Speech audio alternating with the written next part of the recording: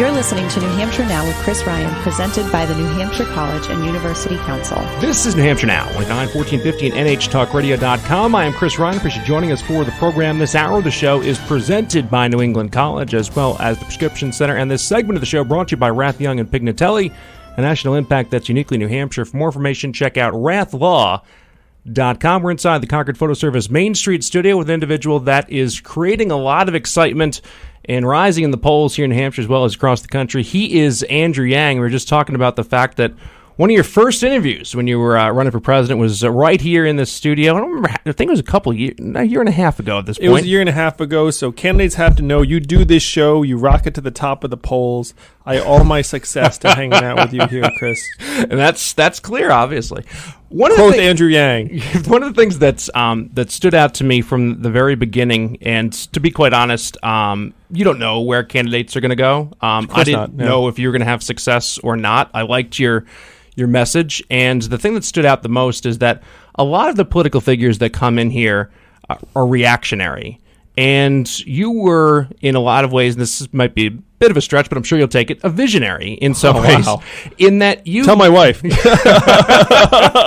In that you were looking at the horizon and seeing what the future was going to be in regards to jobs, where America was headed. And your book highlights a lot of that as well. And also speaking in a language that's different than that of the political figures in this race. In some ways, was that what catapulted you to get into this? Where it's always frustrating to me when political figures will take the news of the day and say, gun control. We're going to talk about this today, but we're going to react to what's taking place as opposed to pushing forth a plan to address not just the issues of today, but of tomorrow.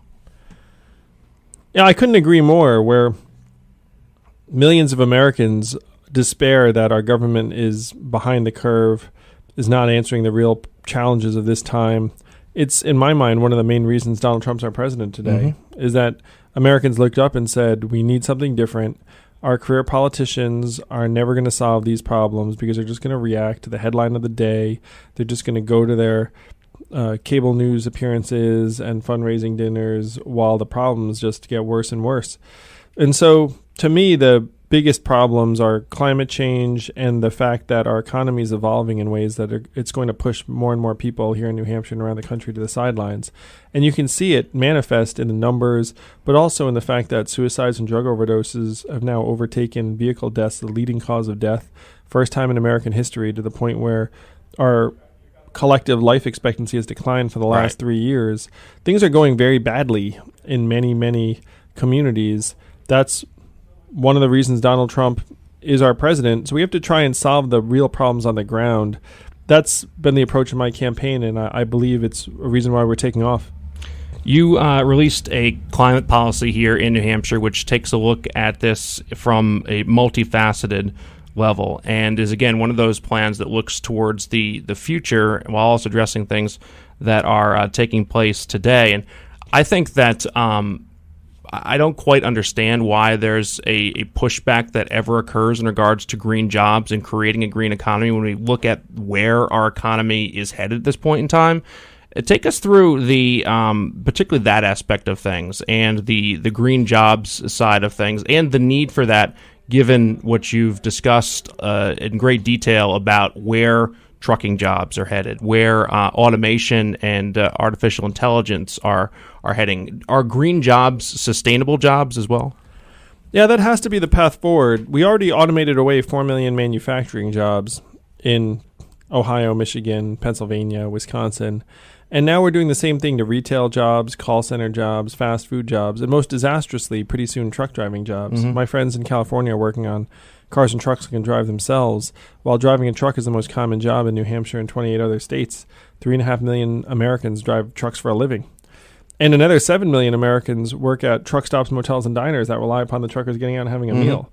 So when you see on the horizon that these massive changes are occurring in our economy, and our politicians don't want to touch it. We're in the midst of what experts are calling the fourth industrial revolution. I bet you've never heard a politician say the words fourth industrial revolution till just now. And I'm barely a politician. So the green jobs we have to look at it over our history. We've subsidized the fossil fuel industry to the tune of hundreds of billions of dollars.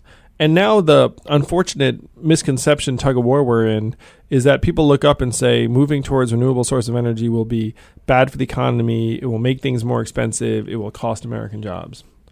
But again, one, we subsidize fossil fuels in their infancy. And two, we have to start creating the jobs that are going to help keep our economy moving, including the ability to export some of these green technologies to other countries. And GDP as an economic measuring stick is something we made up almost 100 years ago. And it's the wrong measurement for us today because, again, our life expectancy has declined for 3 years in a row while GDP has gone to record highs. And so if you present something to like moving to renewable technologies as like, oh, it's going to be, quote unquote, bad for the economy, it actually can be very good for the economy. Yeah, GDP and unemployment rates are the two most annoying data stats, points. Man. Yeah, you're smart enough to know that they're really super misleading. And one of the examples I used earlier today, if a hurricane comes down and knocks down Concord, you're going to nuke it, right? No, I wouldn't just nuke like the hurricane. President. But if the hurricane comes and knocks down Concord, New Hampshire, that's actually positive for GDP because we then have to spend a lot of money rebuilding. And so everyone's like, ooh, more stuff got produced. Which is obviously insane. Like, it doesn't make any sense. So we need to have better measurements that actually include what economists call negative externalities. So if you have fossil fuels that make the earth warmer, that ends up costing trillions of dollars in damage in coastal communities, then who pays for that? Like, that has to be the cost you factor in.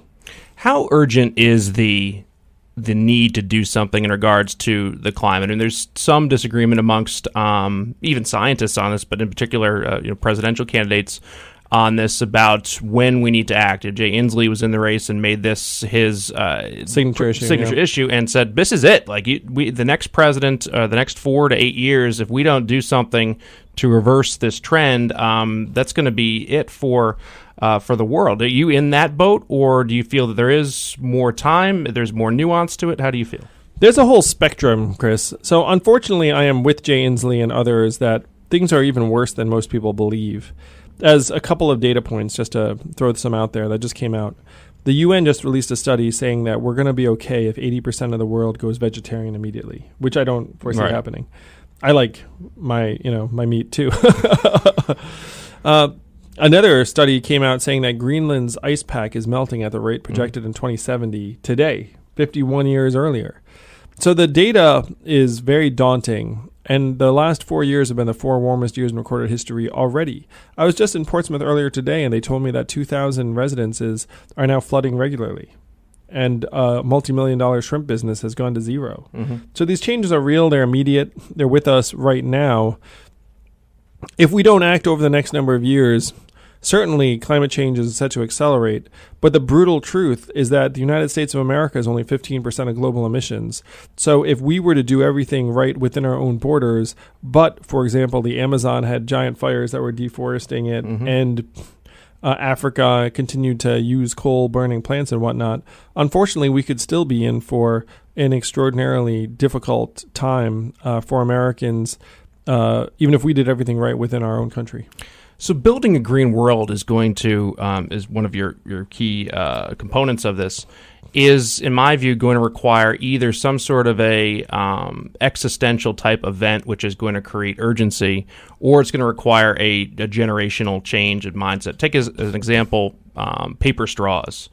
People grumble about the paper straws or the... I have to confess, I find the paper straws somewhat irritating. Exactly. They kind of crumble. I found someone already and there's only 2 people here who doesn't like the paper straws. People, don't want to not have their plastic shopping bags. Just things that people are just used to doing. And again, these are kind of just, not existential. These are very small aspects of a greener world.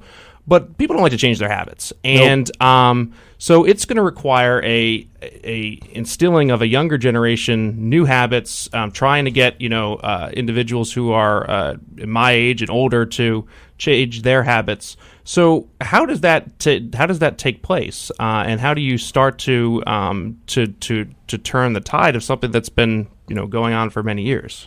No, it's interesting, Chris, and this is one of the reasons why I think climate change gets a bad rap. Because frankly, if you were to come to me and say, hey, your job is to stop eating meat, just use plastic straws, and never use a plastic bag, then I'm going to find it mildly irritating at best. It's going to be like, oh, that's a drag.